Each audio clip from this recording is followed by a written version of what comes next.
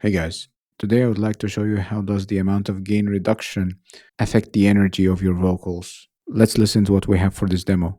Never been lost, he don't reply at all. No, you know he's busy a lot. You think he'd hear if I ever made a deal with the boss? The real boss there, nah. For this exercise, I am going to use Mac DSP's multi-band compressor. You can see we have 0 modules on here. Just going to add a 671. I'm gonna set my time constant to 310, set our gain to 8, adjust our threshold to make sure we get roughly about 15 to 18 dB of gain reduction. Let's listen to this. Never been lost, he don't reply at all. No, you know he's busy a lot. You think he'd hear if I ever made a deal with the boss? The real boss there. Let's focus on the last bar and how it affects the part where the vocal says the real boss. Ever made a deal with the boss? The real boss there, nah. Here is before again. Ever made a deal with the boss? The real boss there, nah. After. Ever made a deal with the boss? The real boss there, nah.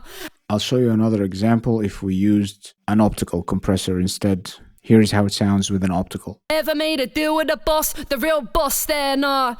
Before. Ever made a deal with the boss? The real boss there, nah. After again. Ever made a deal with the boss? The real boss there, nah. And lastly, we're going to listen to it with an 1176 style compressor. We'll set our compression to 3 to 1, set our attack to 1.0, and we'll get about 40 milliseconds of release. And let's listen to it. Ever made a deal with the boss? The real boss there, nah.